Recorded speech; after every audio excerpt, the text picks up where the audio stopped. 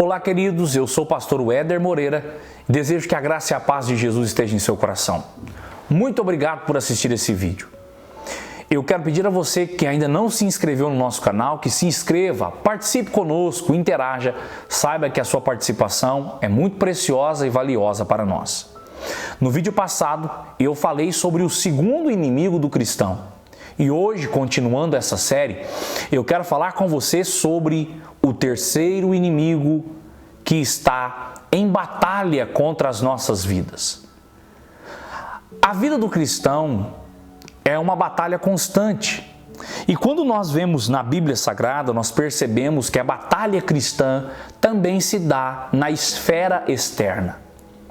Pois esse mundo que nos cerca é também um inimigo em potencial.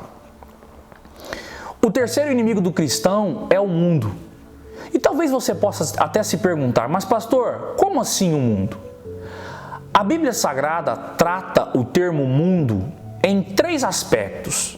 Primeiro, você encontrará passagens na Bíblia onde a palavra mundo vai aparecer, trazendo como significado, como sentido, o conjunto de coisas que Deus criou, o conjunto das obras que Deus criou. Eu poderia citar aqui a natureza, a fauna, a flora. Todo este cenário, esse conjunto de coisas que Deus criou, é chamada na Bíblia de mundo. Eu poderia citar aqui, por exemplo, Salmo 24, verso 1, aonde o texto lá vai dizer que do Senhor é a terra e a sua plenitude, o mundo e os que nele habitam. A palavra mundo ali está nesse sentido, no sentido de o conjunto de coisas criadas. A natureza, a fauna, a flora, como eu já disse. Por exemplo, nós temos aí belíssimas paisagens Brasil afora, o conjunto de praias que nós temos no nosso país. O que é isso? É o mundo. Nós temos cordilheiras. O que é isso? É o mundo. Nós temos os cânions nos Estados Unidos. O que é isso? O mundo. Na Bíblia, a primeira referência de mundo é nesse sentido, é nesse aspecto. Mundo no sentido de obra criada, de natureza, de criação. Mas há um segundo aspecto ainda. A Bíblia também trata a palavra mundo no sentido de humanidade. Por exemplo, no Evangelho de João, capítulo 3, versículo 16, você percebe que Deus amou o mundo. E ali, a expressão mundo se trata a uma referência que a Bíblia utiliza para a humanidade. Ou seja, há passagens na Bíblia que a palavra mundo significa humanidade. Então são dois aspectos até agora. Primeiro, mundo no sentido de conjunto de coisas criadas, mares, obras da natureza, fauna, flora. Segundo, mundo no sentido de humanidade, como é o caso de João 3,16. Mas há um terceiro aspecto e é este que nos interessa.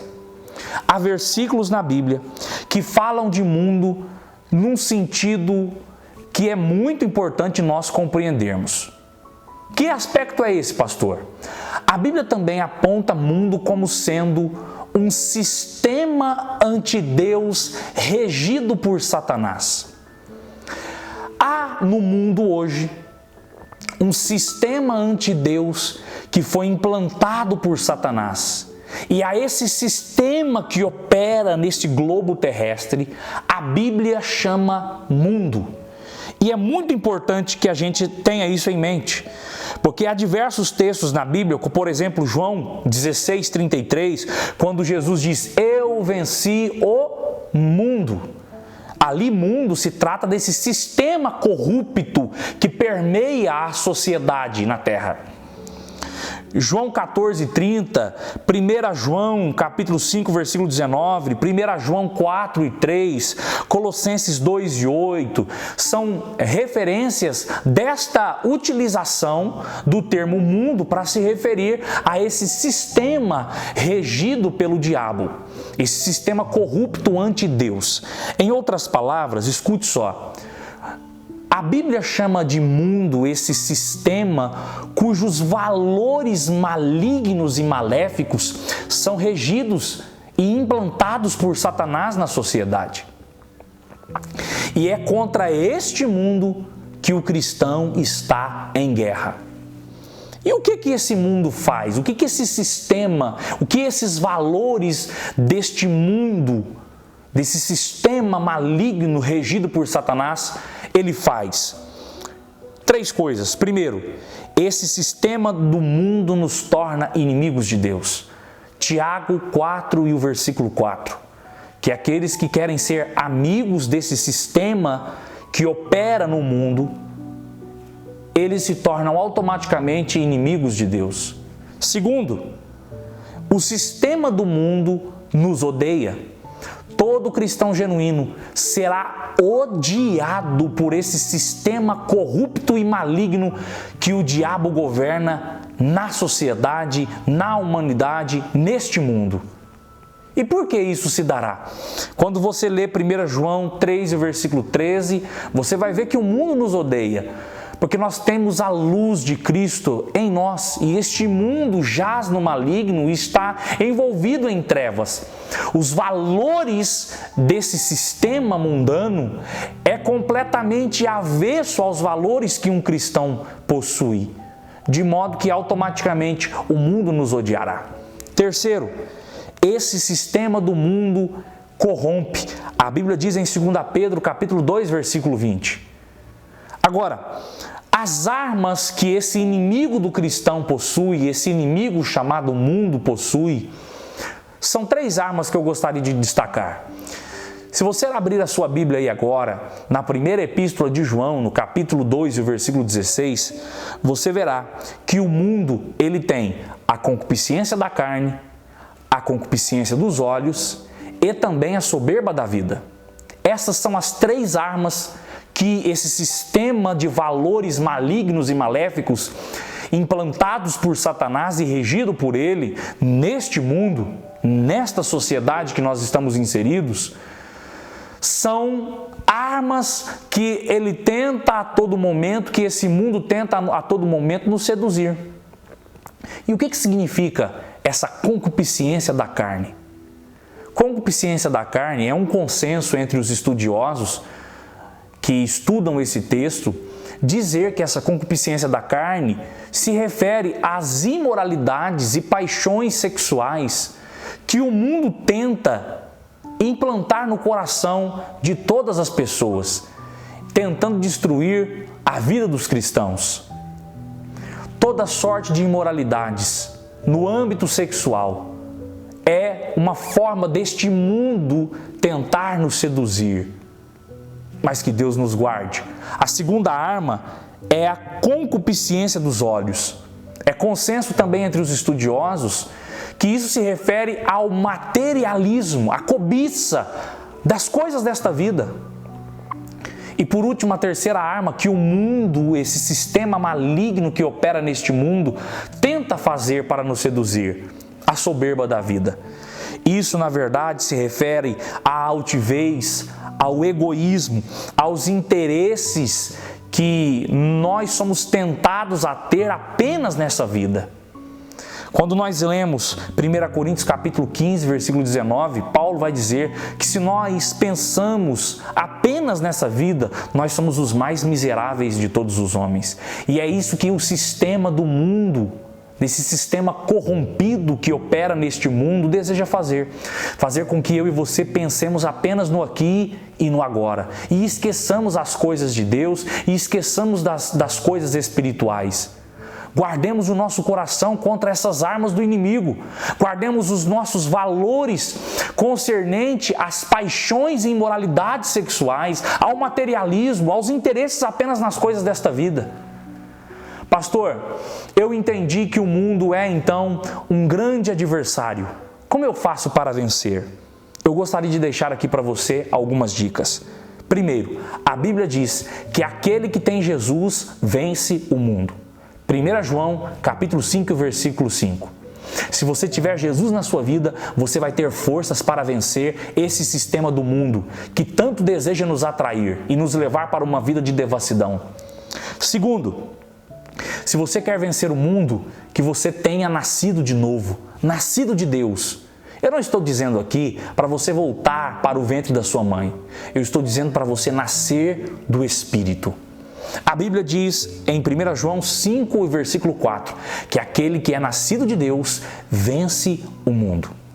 Terceiro, a Bíblia também diz, nesse mesmo texto, 1 João 5 e o versículo 4, a parte B, que aqueles que nasceram de Deus vencem o mundo, e essa também é a nossa arma que vence o mundo, a nossa fé. A fé em Jesus Cristo faz você vencer o mundo. Quarto lugar, fazer a vontade de Deus. Quando eu e você propomos em fazer a vontade de Deus mediante a palavra, nós então conseguimos vencer o mundo. Em quinto lugar, você quer vencer o mundo? Então procure não amar esse sistema, esses valores que operam no mundo. Eu queria dizer a você, cuidado com o amor ao mundo. Quando eu digo mundo aqui, torno a lembrar, estou falando do terceiro aspecto. Não ame os valores, as paixões pecaminosas que o mundo tem para oferecer para mim e para você. Que nós possamos nos preservar e nos guardar. E aqui eu gostaria de pontuar, nós precisamos, enquanto cristãos, resgatarmos a nossa identidade. Não seja, desculpe a expressão, uma Maria vai com as outras. Que você, enquanto jovem, enquanto servo de Deus, enquanto mulher de Deus, procure preservar a sua identidade. Não ame o mundo. Não é porque todo mundo está fazendo, não é porque todo mundo tem esses valores maus neste mundo que eu e você também temos que ter. Os nossos valores são diferentes desse sistema que opera no mundo.